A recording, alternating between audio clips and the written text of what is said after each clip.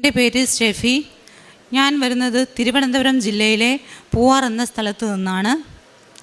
ഞാൻ ആദ്യമായി ഉടമ്പടി എടുക്കുന്നത് കഴിഞ്ഞ വർഷം ഓഗസ്റ്റ് 2-ാം തീയതിയാണ്. ഞാനിന്നിവിടെ നിൽക്കുന്നത് എൻ്റെ ഹസ്ബൻഡിന് കിട്ടിയ ഒരു അനുഗ്രഹത്തെക്കുറിച്ച് പറയാനാണ്. ഈ കഴിഞ്ഞ ജൂലൈ 24-ാം തീയതി ഹസ്ബൻഡിന് ഒരു ആക്സിഡൻറ്റ് സംഭവിച്ചു. അപ്പോൾ ആ ആക്സിഡൻറ്റിൽ സ്പോട്ടിൽ അവിടെ ആരും ഇല്ലായിരുന്നു. കണ്ട ആൾക്കാർ പറഞ്ഞത് ഈ വ്യക്തിയെ തിരിച്ച് കിട്ടത്തില്ല എന്നാണ്. കാര്യം പുള്ളിക്കാരന് തലയിൽ നല്ല ഇഞ്ചുറി ഉണ്ടായിരുന്നു, ഒരു സൈഡ് ബൾജ് ചെയ്തിരുന്നു, അവിടെ ഇൻറ്റേർണൽ ബ്ലീഡിങ് ഉണ്ടാവുകയും ചെയ്തു. മുട്ടിൽ ആഴത്തിലുള്ള മുറിവ്, അവിടെ പ്ലാസ്റ്റിക് സർജറി വേണമെന്ന് ഡോക്ടർമാർ പറഞ്ഞു. അപ്പോൾ ഞാൻ വീട്ടിലായിരുന്നു. അവിടെ ഒത്തിരി ആൾക്കാരൊക്കെ കൂടി.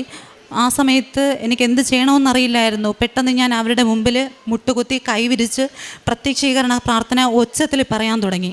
അപ്പോൾ നിയോഗം വരുന്ന സ്ഥലത്ത് ഞാൻ അമ്മയോട് പറഞ്ഞു, അമ്മേ, എൻ്റെ ഹസ്ബൻഡ് ഒറ്റയ്ക്കാണ് ആംബുലൻസിൽ പോകുന്നത്, അമ്മ ഓടിച്ചെല്ലണം, എനിക്ക് എൻ്റെ ഹസ്ബൻഡിനെ തിരിച്ചു തരണം.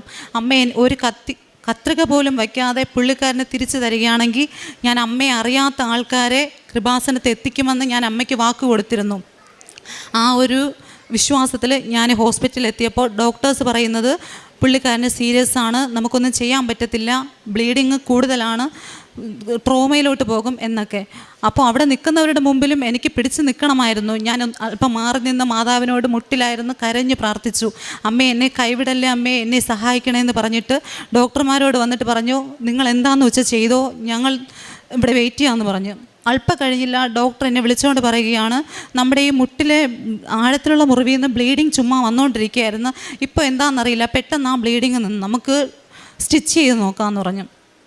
കുറച്ച് കഴിഞ്ഞപ്പോഴത്തേനും തലയിലെ ബ്ലീഡിങ്ങിൻ്റെ കാര്യം അവർ പറയുന്നു, നമുക്കൊന്നുകൂടെ ഒന്ന് സ്കാൻ ചെയ്ത് നോക്കാം, പുള്ളിക്കാരന് ചെറുതായിട്ട് അനക്കങ്ങളൊക്കെ കാണിക്കുന്നുണ്ടെന്ന് പറഞ്ഞു. അങ്ങനെ സ്കാൻ ചെയ്യാൻ പോയപ്പോഴത്തേനും ഞാൻ അച്ഛൻ്റെ യൂട്യൂബിൽ ധ്യാനം കൂടിക്കൊണ്ടിരിക്കുകയായിരുന്നു. തിരിച്ച് ധ്യാനം തീരാറായ സമയത്ത് ഡോക്ടർ എന്നെ സ്കാൻ റൂമിനകത്ത് വിളിച്ചിട്ട് പറഞ്ഞു, നമ്മൾ നേരത്തെ കണ്ട ഇൻറ്റേർണൽ ബ്ലീഡിംഗ് ഒന്നും ഇപ്പോൾ കാണുന്നില്ല, നമുക്ക് നാളെ തന്നെ പുള്ളിക്കാരൻ്റെ ഡിസ്ചാർജ് ചെയ്യാം. അങ്ങനെ ഞാൻ പിറ്റേന്ന് എൻ്റെ വീട്ടിലോട്ട് വന്ന്, അപ്പോൾ എൻ്റെ ഹസ്ബൻഡിനെ നോക്കാൻ വരുന്ന ആൾക്കാർക്കൊന്നും അത് വിശ്വസിക്കാൻ പറ്റുന്നില്ല. കാര്യം കണ്ടവരൊക്കെ പറഞ്ഞത് ഇയാൾ അന്ത്യശ്വാസം വലിച്ചു, ഞങ്ങൾ ഇത്തിരി വെള്ളം വായിൽ ഒഴിച്ചു കൊടുത്തു എന്നൊക്കെയാണ്. അപ്പോൾ അതൊക്കെ കേൾക്കുമ്പോൾ ഈ മാതാവ് തന്ന ഈ ഒരു വലിയ അനുഗ്രഹം എനിക്ക്, ഞാൻ ആ വന്ന ആൾക്കാരുടെ മുമ്പിലൊക്കെ വാതോരാതെ പറഞ്ഞു. പിന്നെ വന്നിട്ട് രണ്ടാമതൊരു സാക്ഷ്യം, എൻ്റെ സഹോദരന് വേണ്ടി ഞാൻ നിയോഗം എഴുതിയതായിരുന്നു. സഹോദരൻ UK-യിലാണ്, 5 മാസമായിട്ട് ജോലിയില്ലായിരുന്നു.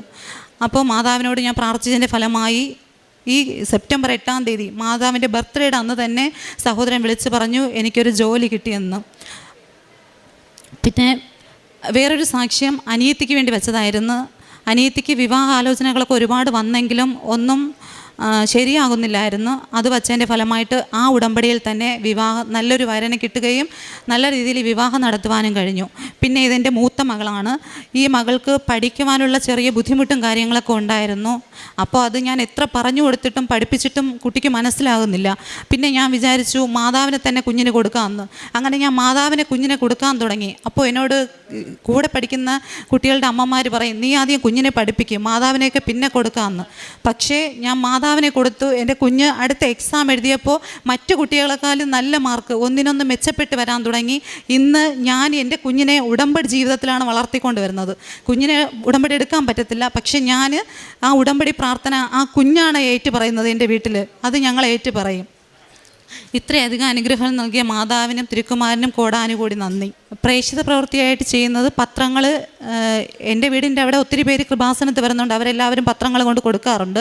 ഞാൻ വേറെ സ്ഥലങ്ങളിൽ ഈ കുഞ്ഞിനെയും കൊണ്ടുപോയി ഞങ്ങൾ 2 പേരായിട്ടാണ് പത്രങ്ങൾ കൊടുക്കാറ്. പിന്നെ വൃദ്ധസദനത്തിൽ പോയി അവിടെ സന്ദർശിക്കുകയും എന്തെങ്കിലും ഹെൽപ്പ് ചെയ്യണമെന്നുണ്ട്, പക്ഷേ അവർ സമ്മതിക്കാറില്ല. പിന്നെ അവർക്ക് ആവശ്യമുള്ള സാധനങ്ങൾ വാങ്ങിച്ചു കൊടുക്കുകയും അവിടെ തമ്മച്ചിമാരോടൊക്കെ എത്തിയിട്ട് സംസാരിച്ചിട്ടൊക്കെ പോരും.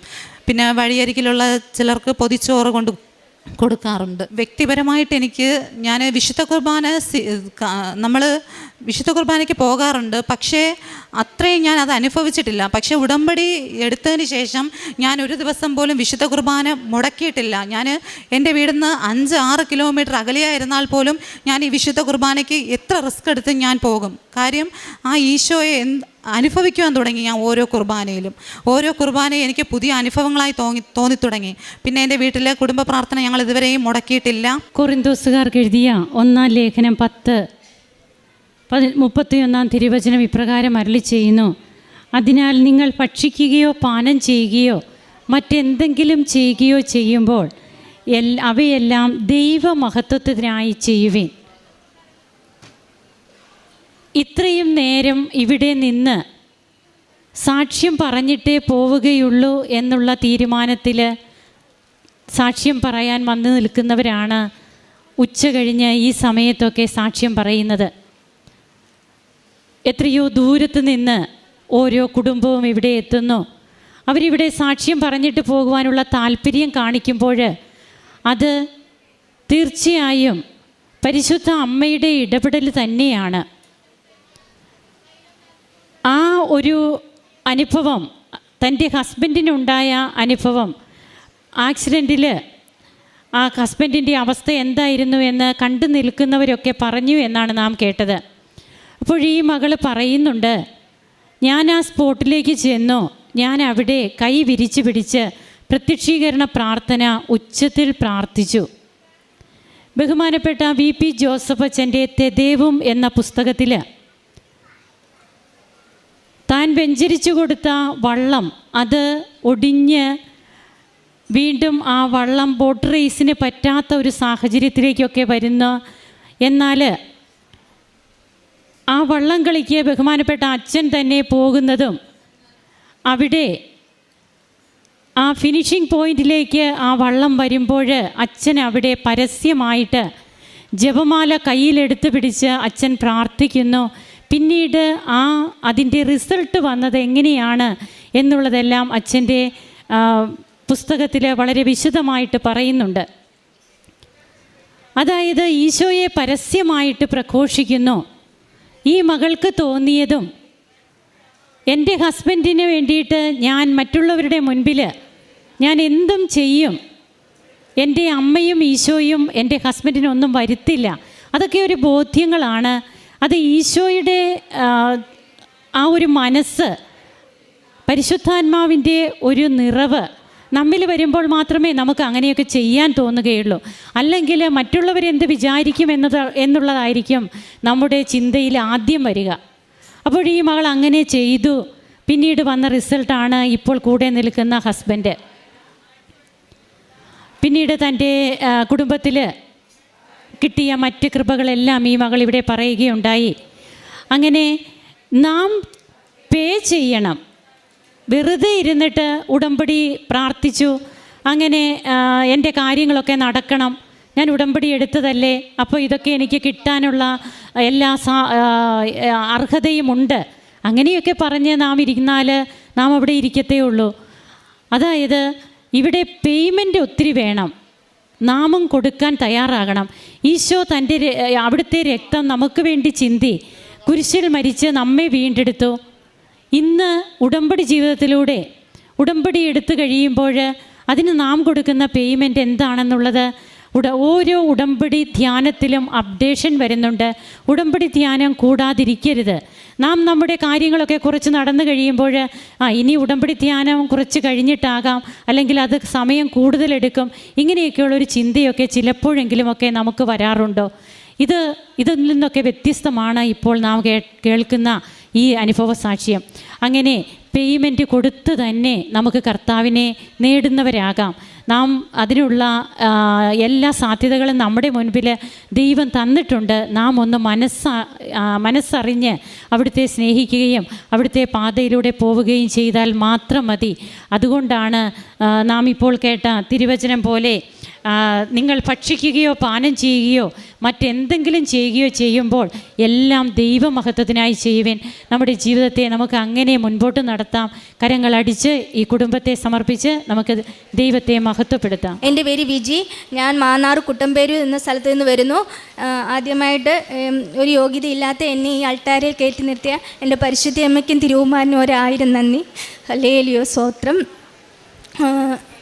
ഞാൻ ആദ്യമായിട്ട് എൻ്റെ കൂട്ടുകാരിയുടെ കൂടെയാണ് ഇവിടെ മാതാവിനെ കാണാൻ വന്നത്. എന്നാൽ അവരെല്ലാം ഉടമ്പടി എടുത്തിട്ടും ഞാൻ ഉടമ്പടി എടുത്തില്ല. കാരണം ചെറുപ്പം തൊട്ടേ ഞാൻ യേശുവിനെയായിരുന്നു വിശ്വസിച്ചിരുന്നത്. ഹിന്ദുവാണ് ഞാൻ. അന്നോട്ട് ഞാൻ ബൈബിള് വായിക്കും. അതുകൊണ്ട് മാതാവിനോട് എനിക്ക് അത്ര വലിയ അറ്റാച്ച്മെൻ്റ് ഒന്നും ഇല്ലായിരുന്നു. പക്ഷേ അത് കഴിഞ്ഞ് പിന്നെ ഞാൻ ഇവിടെ വന്ന ശേഷം ഓഗസ്റ്റിൽ എൻ്റെ ജോലി പോയി. ഞാനൊരു ബോയ്ക്കറിലാണ് ജോലി ചെയ്യുന്നത്. അത് കഴിഞ്ഞ് ഡിസംബറിൽ ഞാൻ ഇവിടെ വന്ന് ഉടമ്പടി എടുത്തു. ഉടമ്പടി എടുത്തു കഴിഞ്ഞ് ഉടമ്പടി എടുക്കുന്നതിന് മുമ്പ് എനിക്കൊരു ചെറിയൊരു കടയിൽ ഒരു ജോലി കിട്ടിയിരുന്നു. അപ്പം ഞാൻ ജോലി നിയോഗം വെച്ചിട്ടില്ലായിരുന്നു. അവിടെ ജോലിക്ക് കയറി ഭയങ്കര ബുദ്ധിമുട്ടായതുകൊണ്ട് ആ ജോലി ഞാൻ വിട്ടു. പിന്നെ 3 മാസം ഞാൻ ജോലി ഇല്ലാതിരുന്നു. പിന്നെ നേരത്തെ ജോലി നിന്നെടുത്ത് തന്നെ ഞാൻ പിന്നെ തിരിച്ച് കയറി. എൻ്റെ മാതാവ് എനിക്ക് ആ ജോലി തിരിച്ചു തന്നു. പിന്നെ എൻ്റെ മകള് 10ാം ക്ലാസ്സിൽ പരീക്ഷ സമയത്ത് പഠിത്തത്തിൽ ഉഴപ്പോയി. പിന്നെ മലയാളം അവർക്ക് വളരെ ബുദ്ധിമുട്ടായിരുന്നു. മലയാളത്തിന് ഒരു ക്ലാസ്സിലും അവൾ ജയിച്ചിട്ടില്ലായിരുന്നു.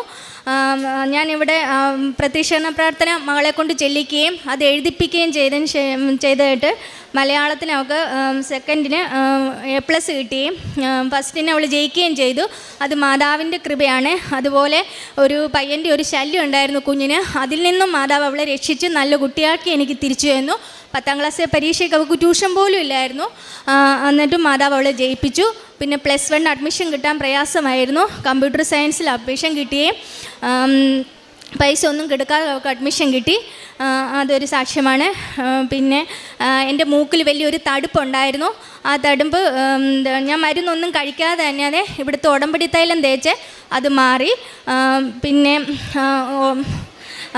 ബസ്സിൽ യാത്ര ചെയ്യുമ്പോൾ ഛർദിലുള്ള ഒരു അസുഖം ഉണ്ടായിരുന്നു. ദൂരെ യാത്ര ചെയ്യുമ്പോൾ ഗുളിക കഴിക്കണമായിരുന്നു. ഇവിടെ വന്ന് ഉടമ്പടി എടുത്തതിന് ശേഷം ടാബ്ലറ്റ് കഴിക്കാതെ എത്ര ദൂരം യാത്ര വേണമെങ്കിലും ചെയ്യാൻ പറ്റും. മാതാവ് അത് ഞാൻ നിയോഗത്തിൽ വെച്ചിട്ടില്ലായിരുന്നു. അത് മാതാവ് മാറ്റിത്തന്നു. കഴിഞ്ഞ ജപമാലയ്ക്ക് പോകുമ്പോൾ അലർജി ചുമ ഉണ്ടായിരുന്നു. ജപമാലയ്ക്ക് ശേഷം ആ ചുമ ഇതുവരെ എനിക്ക് വന്നിട്ടില്ല. ഹല്ലേലൂയ സ്തോത്രം. പിന്നെ വീടിൻ്റെ അടുത്തുള്ള ഒരു പയ്യൻ ഡിസംബറിൽ സ്റ്റാർ ഇടാൻ മേളിൽ കയറിയപ്പോൾ ഷോക്ക് അടിച്ച് താഴെ വീണു. അപ്പോൾ കാലിൻ്റെ മുട്ടയിലെ ചിരട്ട പൊട്ടിയിരുന്നു. അപ്പോൾ ഞാൻ 3 മാസമാണ് പ്ലാസ്റ്റർ ഊരാൻ തന്നെ ഡോക്ടർ പറഞ്ഞ സമയം. ബുധനാഴ്ച ഞാൻ ഉപവാസം എടുക്കുന്ന ദിവസം ആ പയ്യൻ്റെ വീട്ടിൽ പോയി അതിൻ്റെ കാലിൽ ഉടമ്പടി തൈലം തേച്ച് കൊടുക്കുകയും അവർക്ക് പത്രം കൊടുത്ത് അവരെ കൊണ്ട് പ്രാർത്ഥിപ്പിക്കുകയും ചെയ്യും. ആ പയ്യൻ ദിവസവും മാതാവിൻ്റെ ഉടമ്പടി പത്രം വെച്ച് പ്രാർത്ഥിക്കുമായിരുന്നു. ഒറ്റ മാസം കൊണ്ട് പ്ലാസ്റ്റർ ഊരുകയും ഓരോ മാസം കഴിഞ്ഞ് ഇപ്പോൾ ആ പയ്യൻ നല്ലപോലെ നടക്കാൻ പറ്റും. ഒരിക്കലും നടക്കാൻ പറ്റത്തില്ല എന്ന് പറയുന്ന ഒരു കക്ഷിയാണ് മാതാവ് നടത്തിയത്. ഹല്ലേലൂയ സ്തോത്രം. പിന്നെ എൻ്റെ അപ്പച്ചിയുടെ ഭർത്താവിന് വളരെ ക്രിട്ടിക്കലായിരുന്നു. ബലവും ആസ്മയും ഒക്കെ ഉണ്ട്. എപ്പം വേണേലും എന്ത് സംഭവിക്കാവുന്ന ഒരു കണ്ടീഷനിലായിരുന്നു ഞങ്ങളുടെ വീട്ടിലേക്ക് വന്നത്. 16 ദിവസത്തോളം ഉടമ്പടി തൈലം തേച്ച് അപ്പൻ അവർ ഹിന്ദുവാണ്. അവർക്കൊന്നും ഈശോയെ അറിയത്തില്ല. അവർ വിളിച്ച് പ്രാർത്ഥിച്ചിട്ടില്ല. അപ്പനാണെങ്കിലും മാതാവിൻ്റെ പത്രവും കൊന്തമാലയും വെച്ച് പ്രാർത്ഥിച്ചിട്ട് ഇപ്പോൾ ഒരു കുഴപ്പമില്ല. വലുവില്ല, ആസ്മയില്ല, ഒന്നുമില്ല. നല്ല പൂർണ്ണ സൗഖ്യം മാതാവ് കൊടുത്തു. പിന്നെ കാരുണ്യ പ്രവർത്തികളെന്ന് വെച്ച് കഴിഞ്ഞാൽ ഉടമ്പടി പത്രം ഒരു ദിവസം മാത്രമേ വീട്ടിൽ വെക്കുള്ളൂ. അതിൻ്റെ പിറ്റേ ദിവസം തന്നെ ഞാൻ എല്ലാവർക്കും പത്രം കൊടുത്ത് തീർക്കും. പിന്നെ എല്ലാ മാസവും രോഗികളെ കാണാൻ ഹോസ്പിറ്റലിൽ പോകും. ഇവിടെ എല്ലാ മാസവും വരുമ്പോൾ ഇവിടെ ഇരിക്കുന്ന വെളിയിൽ ഭിക്ഷയ്ക്ക് ഇരിക്കുന്നവർക്കെല്ലാം വീട്ടിൽ നിന്ന് ഫുഡ് ഉണ്ടാക്കി കൊണ്ടുവരും. ഓണത്തിന് വന്നപ്പോൾ അവർക്ക് വസ്ത്രം വാങ്ങിച്ചു കൊടുത്തു. പിന്നെ വീടിൻ്റെ അടുത്ത് 3-4 പേര് ഉടമ്പടി എടുത്തിട്ടുണ്ട്. അവരും ഞങ്ങളെല്ലാവരും കൂടെ അനാഥാലയത്തിൽ പോയി സന്ദർശിക്കാറുണ്ട്, വൃദ്ധസദനത്തിൽ പോകാറുണ്ട്. പിന്നെ ഞാൻ ജോലി ചെയ്യുന്ന സ്ഥാപനത്തിൽ എന്നും മാതാവിന് ഈശോയോടും പ്രാർത്ഥിക്കും. ഉപ്പിട്ട് പ്രാർത്ഥിക്കും. ഓർഡർ ബുക്കിലാണെങ്കിലും കാശുരൂപവും തൈലവും വെച്ച് പ്രാർത്ഥിക്കും. ആ പേജുകളിലെല്ലാം മാതാവ് ഓർഡർ കൊടുത്ത് അനുഗ്രഹിക്കും. അതൊക്കെ പരിശുദ്ധ അമ്മയുടെ കൃപയാണെന്ന് വിശ്വസിക്കുന്നു. ഹല്ലേലൂയ സ്തോത്രം. പിന്നെ മാതാവ് തന്ന എല്ലാ അനുഗ്രഹങ്ങൾക്കും കൃപകൾക്കും ഒരുപാട് നന്ദി.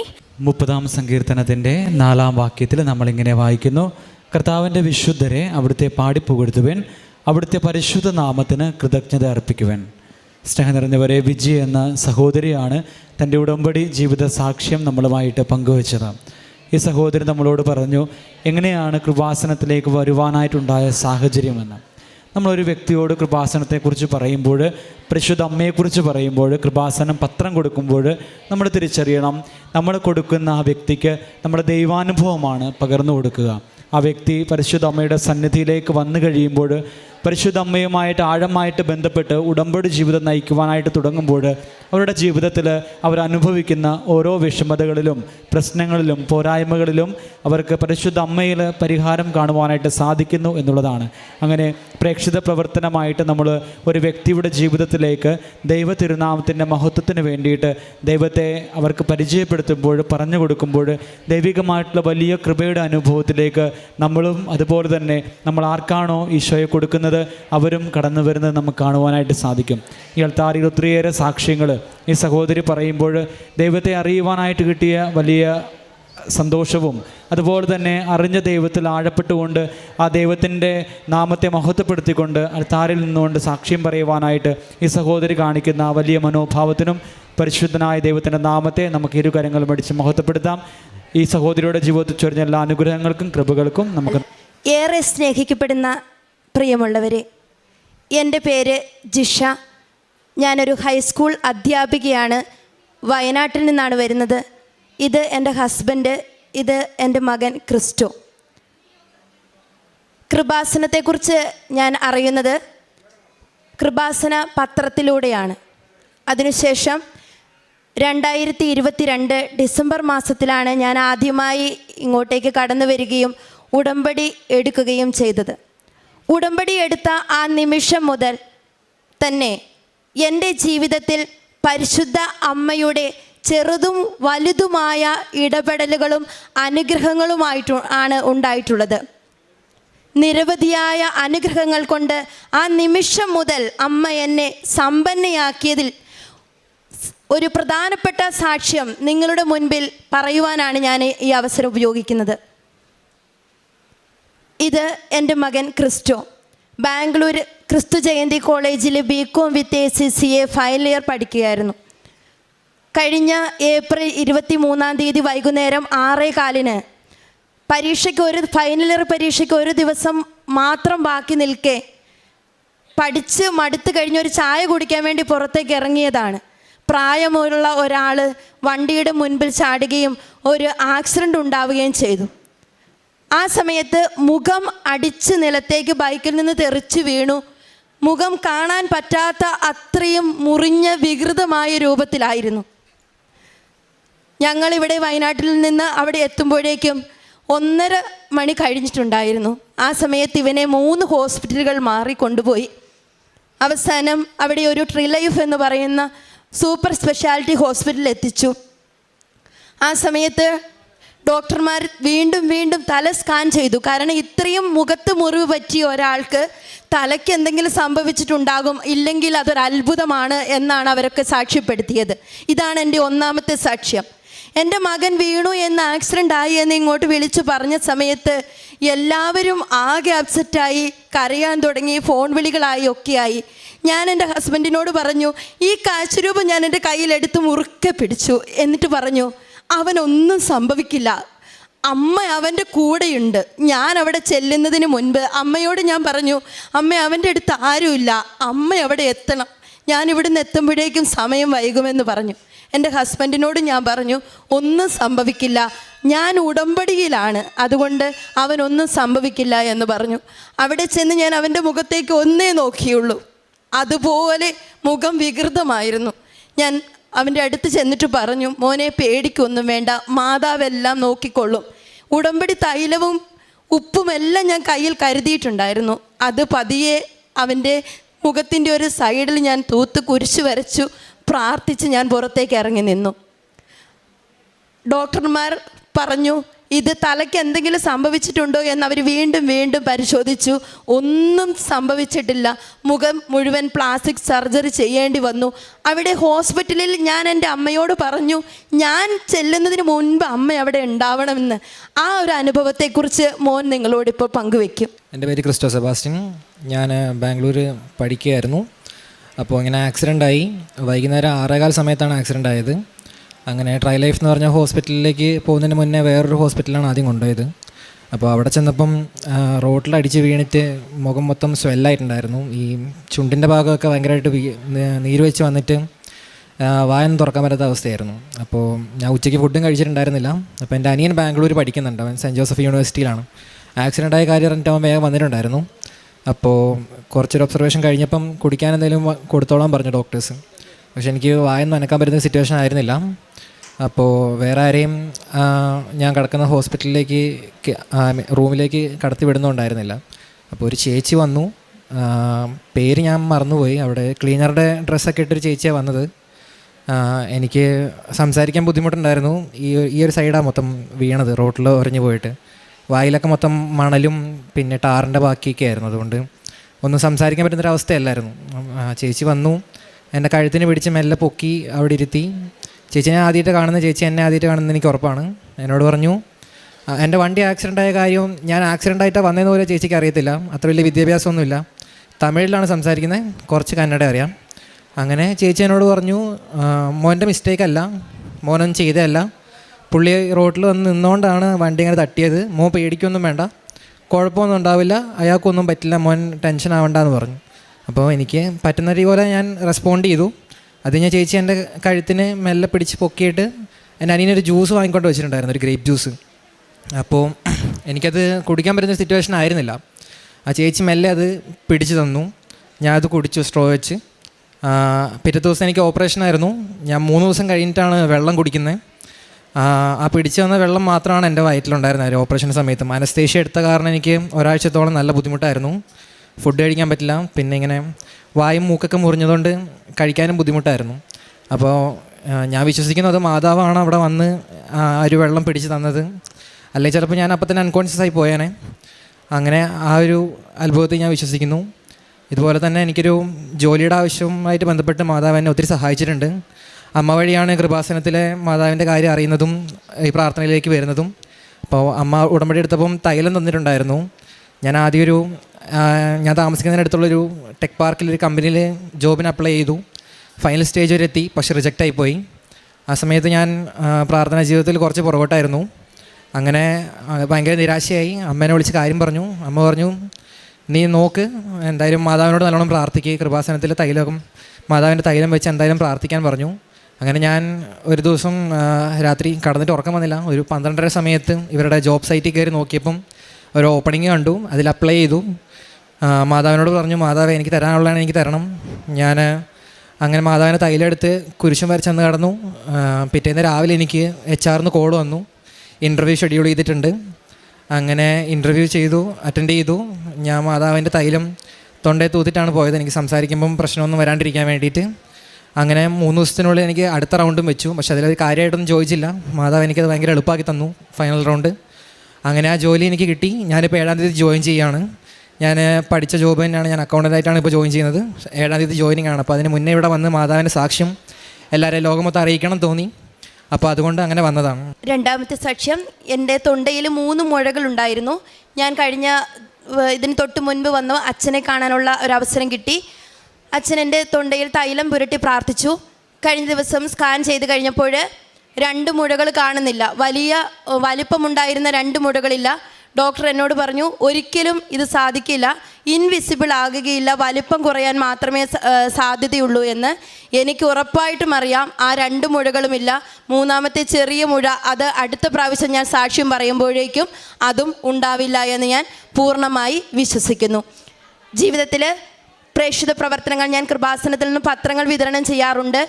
8ാം ക്ലാസ് മുതൽ പഠിക്കാൻ തീരെ സാമ്പത്തികമില്ലാത്ത ഒരു കുട്ടിയെ ഞാൻ നോക്കിക്കൊണ്ടിരിക്കുകയാണ്. അച്ഛനും അമ്മയും ഇല്ലാത്തൊരു കുഞ്ഞിൻ്റെ കല്യാണം ഇപ്പോൾ അടുത്ത മാസം നടക്കും. അതിനു വേണ്ടിയിട്ട് എൻ്റെ വരുമാനത്തിൽ നിന്നൊരു ഓഹരി ഞാൻ മാറ്റിവെച്ചു. എനിക്ക് ചെയ്യാൻ പറ്റുന്ന എൻ്റെ വരുമാനത്തിൽ നിന്ന് കിട്ടുന്ന കാര്യങ്ങൾ ഉപയോഗിച്ച് മറ്റുള്ളവരെ സഹായിക്കാൻ ഞാൻ ഒരിക്കലും മടി കാണിക്കാറില്ല. ആത്മീയ ജീവിതത്തിൽ വിശുദ്ധ ബലിയിൽ മുടങ്ങാതെ പങ്കെടുക്കാൻ സാധിച്ചു എന്ന് എനിക്ക് പറയാൻ കഴിയില്ല, കാരണം ജോലിയുടെ പ്രത്യേകതകൾ കൊണ്ട്. എങ്കിലും ദിവ്യബലി ഞാൻ മുടക്കാറില്ല കഴിയുന്നത്രയും. അതുപോലെ തന്നെ വിശുദ്ധ ഗ്രന്ഥ പാരായണം, അത് ഒരു ദിവസം എന്താണോ വേണ്ടത്, അല്ലെങ്കിൽ ജീവിതത്തിൽ എന്താണോ സംഭവിക്കാൻ പോകുന്നത്, അതിനെക്കുറിച്ചുള്ള ഒരു ധാരണ നൽകുന്ന രീതിയിലാണ് ജീവിക്കുന്ന ദൈവം എന്നോട് സംസാരിച്ചിട്ടുള്ളത്. നിനക്ക് നന്മയായുള്ളത് പഠിപ്പിക്കുകയും നീ പോകേണ്ട വഴികളിലൂടെ നിന്നെ നയിക്കുകയും ചെയ്യുന്ന നിന്റെ ദൈവം ഞാനാകുന്നു. നീ ഇടത്തേക്കോ വലത്തേക്കോ തിരിയുമ്പോൾ പിന്നിൽ നിന്നും ഒരു സ്വരം ശ്രവിക്കും എന്ന് വചനത്തിൽ ഞാൻ, ഇതാണ് വഴി, ഇതിലേ പോകുക എന്നുള്ള വചനത്തിൽ ഞാൻ അടിയുറച്ച് വിശ്വസിക്കുന്നു. ദൈവം പരിശുദ്ധ അമ്മ വഴിയായി ഞങ്ങളുടെ കുടുംബത്തിന് നൽകിക്കൊണ്ടിരിക്കുന്ന ചെറുതും വലുതുമായ നിരവധി അനുഗ്രഹങ്ങൾക്ക് എല്ലാവരുടെ മുൻപിൽ നിന്നുകൊണ്ട് പരിശുദ്ധ അമ്മയ്ക്ക് നന്ദി പറഞ്ഞുകൊണ്ട് നിർത്തുന്നു. നന്ദി. മലാക്കി പ്രവാചകന്റെ പുസ്തകം 3-ാം അധ്യായം 1-ാം തിരുവചനം ഇപ്രകാരം അരുളി ചെയ്യുന്നു: ഇതാ എനിക്ക് മുമ്പേ വഴിയൊരുക്കാൻ ഞാൻ എൻ്റെ ദൂതനെ അയക്കുന്നു. നിങ്ങൾ തേടുന്ന കർത്താവ് ഉടനെ തന്നെ തൻ്റെ ആലയത്തിലേക്ക് വരും. നിനക്ക് പ്രിയങ്കരനായ ഉടമ്പടിയുടെ ദൂതൻ ഇതാ വരുന്നു. ഓരോ ജീവിതാനുഭവങ്ങളിലും ദൈവത്തിൻ്റെ സാന്നിധ്യം, ആ ദൈവിക സാന്നിധ്യം തന്നെയാണ് ഉടമ്പടിയുടെ പ്രധാനപ്പെട്ട അംശമായിട്ട് ബഹുമാനപ്പെട്ട VP ജോസഫ് അച്ഛൻ എപ്പോഴും ഉടമ്പടി ധ്യാനത്തിൽ നമ്മെ അനുസ്മരിപ്പിക്കുക. ഇവിടെ ഈ മകൻ്റെ ആക്സിഡൻറ്റ് സമയത്തൊക്കെ എങ്ങനെയാണ് പരിശുദ്ധ അമ്മയുടെ സാന്നിധ്യം ആ മകന് തന്നെ അനുഭവപ്പെട്ടത്.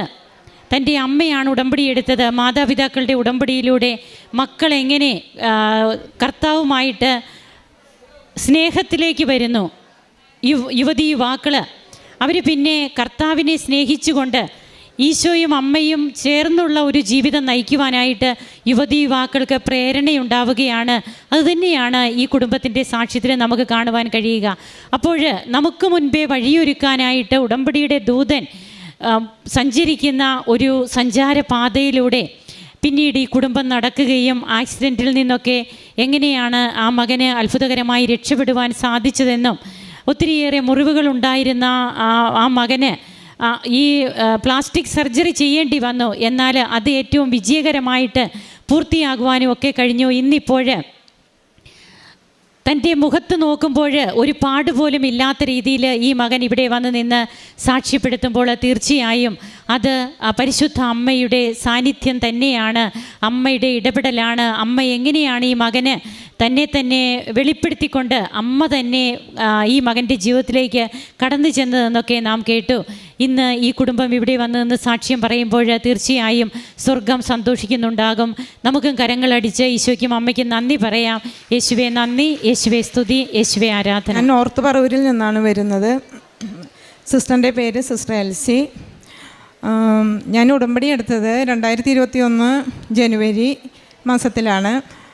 അതിനുശേഷം ഇതിപ്പോൾ എൻ്റേത് 3ാമത്തെ സാക്ഷ്യമാണ്. ഇതിപ്പോൾ ഞാൻ സിസ്റ്ററിന് വേണ്ടിയിട്ടാണ് സാക്ഷ്യം പറയുന്നത്. സിസ്റ്റർ 38 വർഷമായിട്ട് ഇറ്റലിയിലാണ്. 2023 ഫെബ്രുവരിയിൽ സിസ്റ്ററിന് കക്ഷത്തിലൊരു വേദന വന്നു. ചെറിയ മുഴകളുണ്ടായിരുന്നു. അതൊരു മാസമായിട്ട് കണ്ടു ഇരിക്കണമായിരുന്നു അത്. പക്ഷേ വേറെ കുഴപ്പങ്ങളൊന്നും ഇല്ലാതിരുന്നുകൊണ്ട് അത് പ്രത്യേകിച്ചൊന്നും ചെയ്തില്ല. പിന്നെ പെട്ടെന്നൊരു ദിവസം രാത്രിയിൽ വേദന വന്ന് അസഹ്യമായ വേദനയായിരുന്നു. അങ്ങനെ ഇവരുടെ തന്നെ ഡോക്ടറെ വിളിച്ച് കാണിച്ച് അതിനുള്ള മെഡിസിനൊക്കെ കൊടുത്തു, കുറഞ്ഞു. വീണ്ടും ആ വേദന വരാൻ തുടങ്ങി. അതിനുശേഷം ചെക്കപ്പിനായിട്ട് ഹോസ്പിറ്റലിൽ കൊണ്ടുപോയി കാണിച്ചു.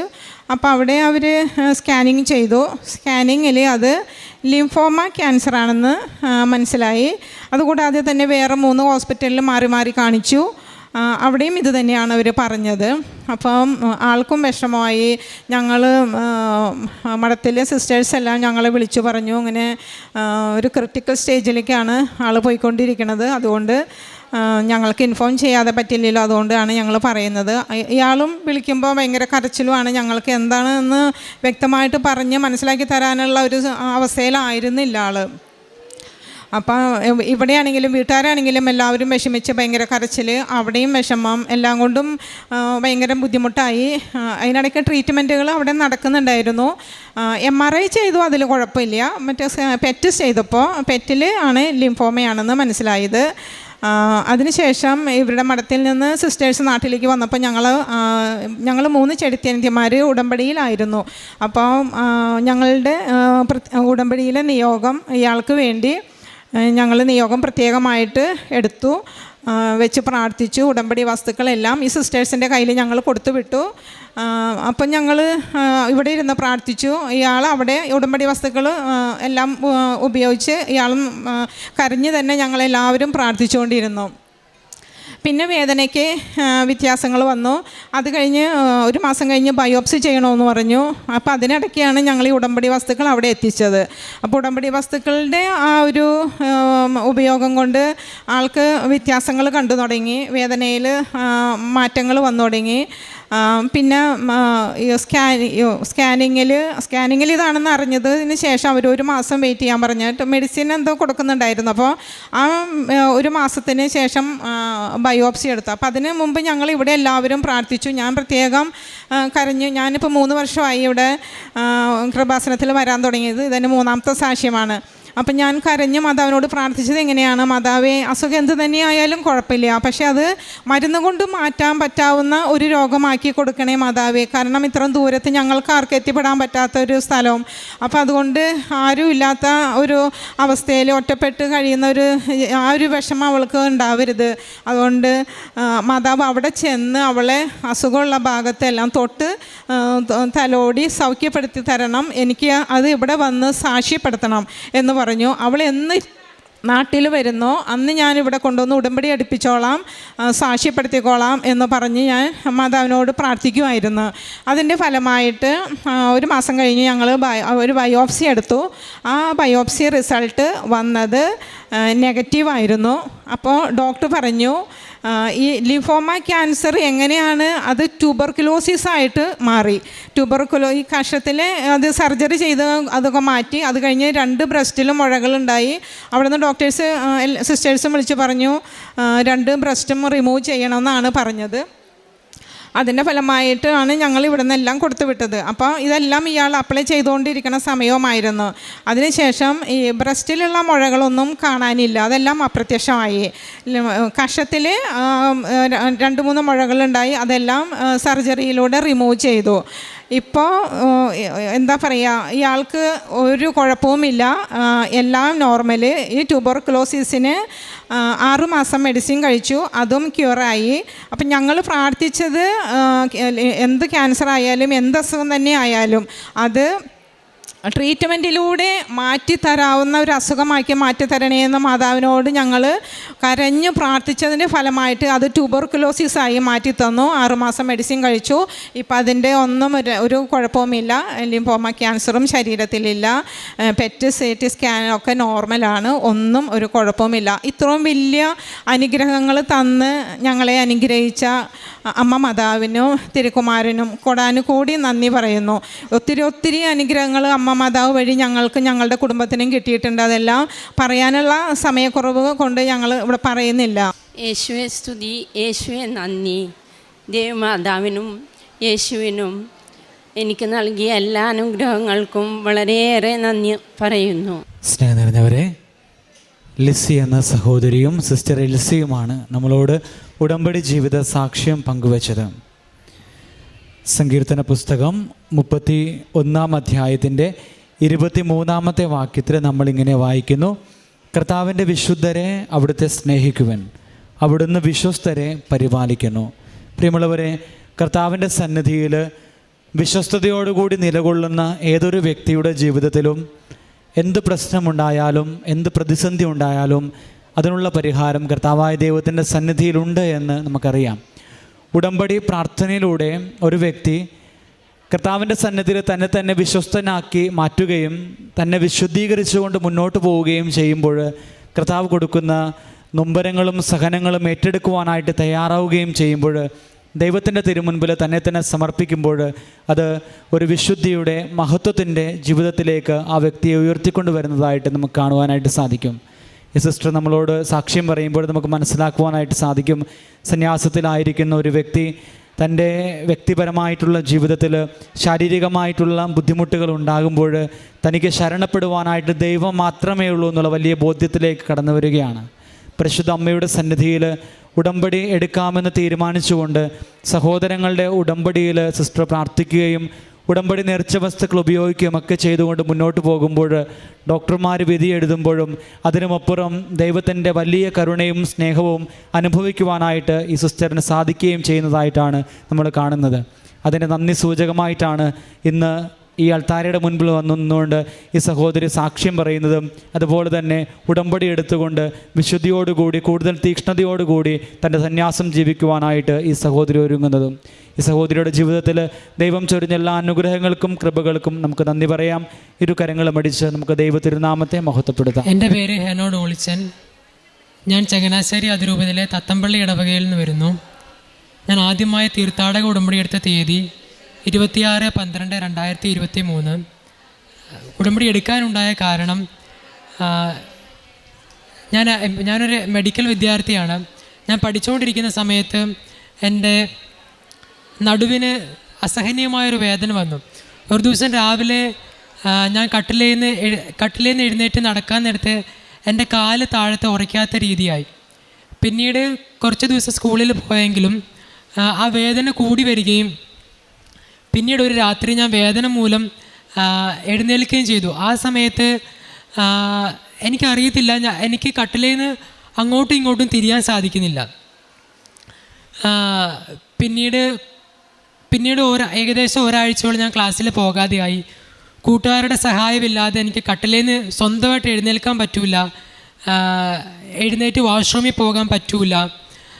എൻ്റെ അടിവസ്ത്രം ഇടാനായിട്ട് ഞാൻ ഒരുപാട് സമയങ്ങളെടുത്താണ് എൻ്റെ അടിവസ്ത്രങ്ങളൊക്കെ ഇട്ടുകൊണ്ടിരുന്നത്. എൻ്റെ കൂടെ അപ്പനും അമ്മയില്ല, ഞാൻ കർണാടകത്തിലാണ് പഠിക്കുന്നത്. അപ്പോൾ ആ സമയങ്ങളിൽ ഞാൻ ഒരുപാട് ഇങ്ങനെ വാഷ്റൂമിലൊക്കെ ആണെങ്കിൽ ഒരുപാട് ഇങ്ങനെ കരഞ്ഞ് എൻ്റെ അപ്പനും അമ്മ എൻ്റെ കൂടെ ഉണ്ടായിരുന്നെങ്കിൽ ഞാനിങ്ങനെ ആലോചിച്ച സമയങ്ങളുണ്ട്. പിന്നീട് ഞാൻ കോളേജിൽ പോകുക, വേദന കുറയുന്ന സമയത്ത് ഞാൻ കോളേജിൽ പോവുകയും പിന്നെ ലൈബ്രറിയിൽ ഇരിക്കാൻ നേരത്ത് ലൈബ്രറിയിൽ കസേരയിലിരുന്നാൽ എനിക്ക് കസേരയിൽ നിന്ന് എഴുന്നേക്കാൻ പരസഹായം ഇല്ലാതെ സാധിക്കില്ലായിരുന്നു, അത്രയ്ക്ക് വേദനയായിരുന്നു. പിന്നീട് എൻ്റെ അച്ചാച്ചൻ ഇവിടെ വന്ന് തീർത്ഥാടക ഉടമ്പടി എടുത്ത വ്യക്തിയാണ്. അപ്പോൾ അച്ചാച്ചൻ പറഞ്ഞു, നീ ഓൺലൈൻ ഉടമ്പടി എടുക്കുക, മാതാവ് നിന്നെ സഹായിക്കുമെന്ന് പറഞ്ഞു. അപ്പോൾ അതനുസരിച്ച് ആദ്യമേ ഞാൻ ചെറിയ മടി കാട്ടിയെങ്കിലും ഞാൻ ഈശോയോട് ചോദിച്ചു, ഈശോയെ അവിടുത്തെ ഹിതമാണെങ്കിൽ ഞാൻ ഉടമ്പടി എടുക്കാം.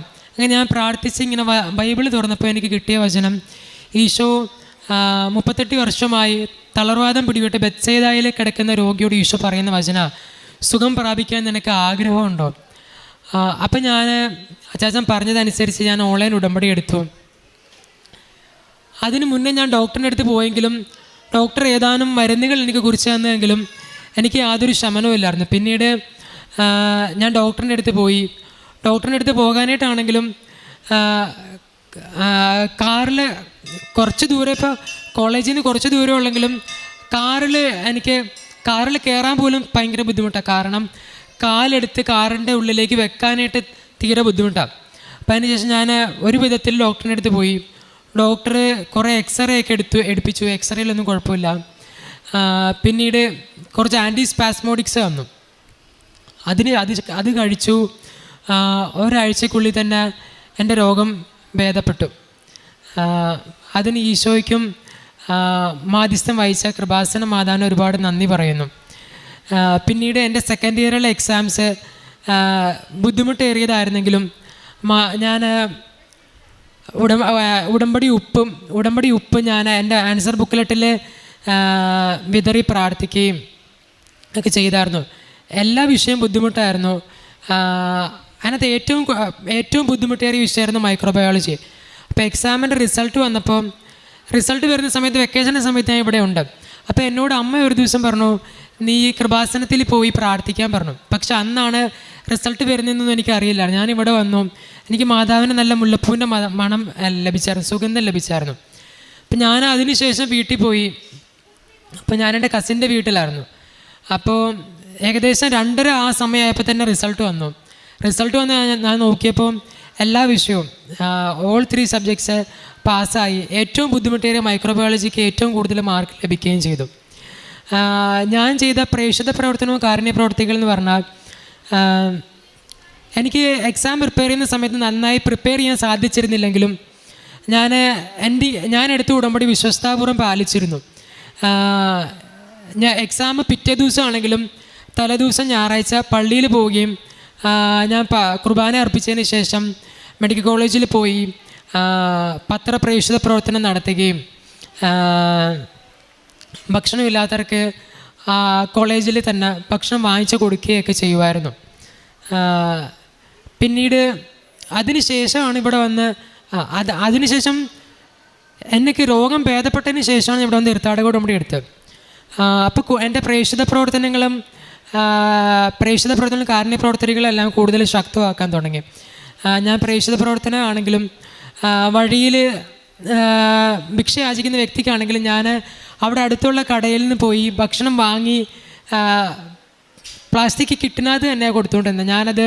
അത് മാറ്റി ഞാൻ സ്വന്തമായിട്ട് ഡിസ്പോസിബിളായിട്ടുള്ള പ്ലേറ്റ് വാങ്ങി അതിനകത്ത് ഞാൻ കടയിൽ പോയി, ചേട്ടാ ഇതിനകത്ത് തന്നാൽ മതി ഭക്ഷണം, അങ്ങനെ വാങ്ങി ആ വ്യക്തിക്ക് കൊണ്ട് കൊടുക്കാൻ തുടങ്ങി. പത്രപ്രേക്ഷിത പ്രവർത്തനമാണെങ്കിലും ഞങ്ങൾ അവിടെ ഒരുപാട് മുസ്ലിംസ് ഉണ്ട്. അവർക്ക് ഹിന്ദി അറിയാം, പക്ഷെ അവർക്ക് കന്നഡ അറിയില്ല. ഹിന്ദി അറിയാമെങ്കിൽ അവർക്ക് വായിക്കാൻ അറിയില്ല. അപ്പം ഞാൻ അവരുടെ അടുത്ത് പോയിരുന്ന ഹിന്ദി എനിക്ക് അത്യാവശ്യം വായിക്കാൻ അറിയാം. അപ്പം ഞാൻ ഹിന്ദി അവർക്ക് വായിച്ച് ഇങ്ങനെ കൊടുക്കുകയൊക്കെ ചെയ്യും. അവിടെ സെക്യൂരിറ്റി ചേട്ടന്മാരാണെങ്കിലും അവർക്കും എല്ലാം ഞാൻ ഈ പത്രം കൊടുക്കുക. അങ്ങനെ ഒരു ദിവസം ഞാൻ ക്ലാസ് കഴിഞ്ഞ് തിരിച്ചു പോകാൻ നേരത്ത് ഒരു സെക്യൂരിറ്റി ചേട്ടൻ എന്നെ ഇങ്ങനെ വിളിച്ചു പറഞ്ഞു, മോനല്ല എന്ന് എനിക്കിങ്ങനെ ഒരു പത്രം കൊണ്ട് തന്നേന്ന് പറഞ്ഞു. എന്നിട്ട് ഞാൻ ഇപ്പോൾ എല്ലാ ദിവസവും രാവിലെ എഴുന്നേൽക്കാൻ നേരത്തെ അതിൽ അഗർബത്തി സാമ്പ്രാണി കത്തിച്ച് ഞാനിങ്ങനെ പ്രാർത്ഥിക്കുമെന്നും പറഞ്ഞു. ആ ചേട്ടനോട് പറഞ്ഞു, എന്തെങ്കിലും ഇതിൻ്റെ കൂടെ പ്രാർത്ഥന എന്തെങ്കിലും ഉണ്ടോ എന്ന് ഇങ്ങനെ ചോദിച്ചു. അപ്പോൾ എൻ്റെ മനസ്സിലിങ്ങനെ മലയാളം മാതാവിൻ്റെ പ്രത്യക്ഷീകരണ പ്രാർത്ഥന ട്രാൻസ്ലേറ്റ് ചെയ്ത് കൊടുക്കണമെന്നൊന്നും എനിക്കൊരു ബോധ്യമൊന്നുമില്ലായിരുന്നു. പക്ഷെ ആ ചേട്ടൻ അങ്ങനെ പറഞ്ഞ പിന്നെ എനിക്ക് അങ്ങനെ തോന്നി. അപ്പോൾ ഞാൻ അങ്ങനെ ചെയ്തില്ല.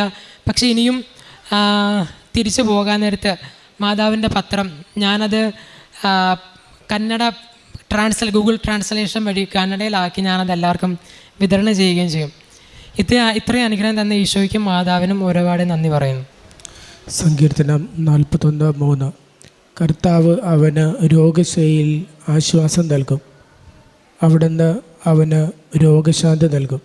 ഇവിടെ ഹിനയുടെ ചാച്ചൻ ഉടമ്പടിയൊക്കെ എടുത്ത് പരിശുദ്ധ അമ്മയുടെ ഈശോയുടെയൊക്കെ അടുത്ത് നിൽക്കുന്നൊരു വ്യക്തിയാണ്. അതുകൊണ്ട് ഹിനയ്ക്ക് കട്ടിൽ നിന്ന് അങ്ങോട്ടും ഇങ്ങോട്ടും അനങ്ങുവാൻ പറ്റില്ല എന്നൊരു സിറ്റുവേഷൻ പറഞ്ഞപ്പോൾ പഠിച്ചുകൊണ്ടിരിക്കുന്ന സ്ഥലത്താണ് ചാച്ചൻ പറഞ്ഞു, നീ ഓൺലൈൻ ഉടമ്പടി എടുത്ത് പ്രാർത്ഥിക്കുക. അപ്പോൾ ഹിനോയും അതുപോലെ പ്രാർത്ഥനാ ചൈതന്യമുള്ളത് കൊണ്ട് ബൈബിളെടുത്ത് പ്രാർത്ഥിച്ച് ബോധ്യം കിട്ടി ഓൺലൈൻ ഉടമ്പടി എടുത്തു. പിന്നെ അടുത്ത് തന്നെയുള്ള സാധാരണ ഒരു ഹോസ്പിറ്റലിൽ പോയി മരുന്ന് വാങ്ങിച്ചപ്പോൾ ഒരാഴ്ച കൊണ്ട് സുഖപ്പെട്ടു എന്നാണ് പറയുന്നത്. ദൈവം നമ്മൾ എന്ത് ചെയ്യണം, എങ്ങോട്ട് പോകണം എന്ന് പറഞ്ഞു നൽകും. കാനായിലെ കല്യാണ വിരുന്നിൽ വീഞ്ഞു തീർന്നു പോയ സമയത്ത് അമ്മ അവർക്ക് കൊടുക്കുന്ന ഗൈഡൻസ് ഉണ്ട്. അത് ഈശോയുടെ അടുക്കിലേക്ക് പോകാനാണ്. അവൻ പറയുന്നത് ചെയ്യുവൻ എന്നുള്ളതാണ്. ഈശോയെ കാണിച്ചു തരുന്നു. ഇതേപോലെ തന്നെ വിദൂരങ്ങളിൽ നിൽക്കുന്ന വ്യക്തികൾക്ക് ഓൺലൈൻ കാണിച്ചു കൊടുക്കുമ്പോൾ ഓൺലൈൻ ഉടമ്പടി എടുക്കുവാനായിട്ട് പറയുമ്പോൾ അമ്മ വഴി ഈശോയെ സമീപിക്കുവാനാണ് പറയുന്നത്. പിന്നെ അമ്മയുടെ മാധ്യസ്ഥം കൊണ്ടുകൂടിയാണ് നമ്മുടെ നിയോഗങ്ങൾ പെട്ടെന്ന് നടക്കുന്നത്. പരിശുദ്ധ അമ്മ നമ്മളുടെ ജീവിതത്തിൽ ഒരു വ്യക്തി എന്ന രീതിയിൽ തന്നെ കൂടെ വന്ന് നമ്മളെ സഹായിക്കുന്നു, നമുക്ക് വേണ്ടി മാധ്യസ്ഥം വഹിക്കുന്നു. പരിശുദ്ധ അമ്മയിലൂടെ ദൈവം നൽകിയ അനുഗ്രഹങ്ങൾക്ക് കൈയടിച്ച് ദൈവത്തെ മഹത്വപ്പെടുത്താം. യേശുവേ നന്ദി, യേശുവേ സ്തോത്രം, യേശുവേ